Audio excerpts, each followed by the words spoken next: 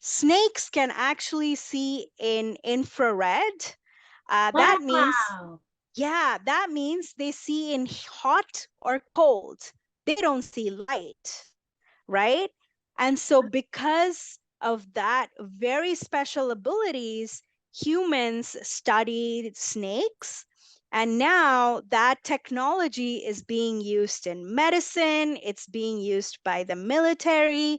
And so, we've made the world a better place by working with our fellow animals like snakes.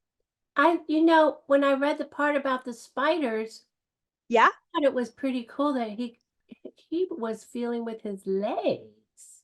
That's right. Wouldn't that be really cool to be able to build a web that you can feel what's happening in the other room just through your feet and your arms? Yeah, And spiders are very cool. in the book, I feel afraid when I see a spider. The spider was actually happy when Ben took him and put him outside. Right, right. Yeah. And Ben made a new friend. Yeah. Yeah, we Yeah, all it was good. yeah, So, you know, speaking of working together, yeah. um, I was just thinking, you know, I read about the part in your book where you showed a queen talking to the baby larva about working together Mm-hmm, in a hive. mm-hmm. Is that the same thing that we did when we worked together to put on a play together? Absolutely. It's very, very similar. The rules within a hive are a little bit more strict. So you can think a bit of it a little bit like a military, right? Like it's very strict rules. But yeah, so it's a great example of how these animals come together and work together as one unit. And so we've talked about cells today as well, and we know that cells, like Legos, are building blocks of life, but then cells make up our stomachs, right? And cells make up our eyes and our noses and our tongues and our ears.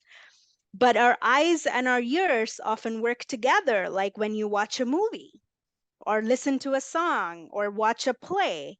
Yes, Ada, I see you have a question. Yeah. So do the bees feel confident when they work together? Yeah, the bees live a life where they are very happy to contribute to the whole, right? And so they are very cooperative, right? And so it's how like our stomachs works with our tongues and our when we put something in our mouth that we don't like, we spit it out. Our stomach says no. So all of these things work together. And just like that, in a bee colony, in an ant colony, these animals are called social insects. Because just like humans, they have relationships with each other and they are working together to make the colony better, stronger, more successful, and so on. So all of these animals these insects that are working together cooperatively. Sometimes bees do this thing called a honeybee dance. And Wow. yeah, the honeybee dance is quite awesome. It's one way that they talk to each other. They talk to each other by dancing, right?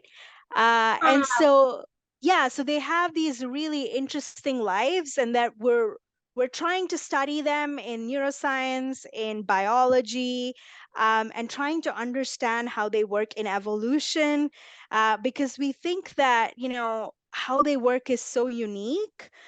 We don't see that often in humans. Like sometimes humans fight with each other, and so maybe we could all learn to be more cooperative by Yeah, studying the bees. Ben took Cal's cookie the other day, just ripped it out of his mouth and stamped on Yeah, it because he was angry and he had to learn how to work out his anger. But why should we learn about how others sense the world? that is a great question, Ada. Full marks for you today because all of these questions make me so happy that you're so interested in the brain.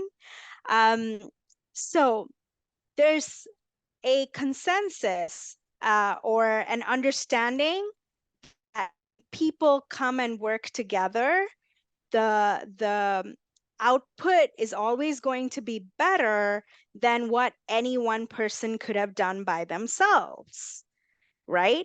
And so when we understand the world around us better, when we understand the brains of animals better, we can learn to solve problems in society.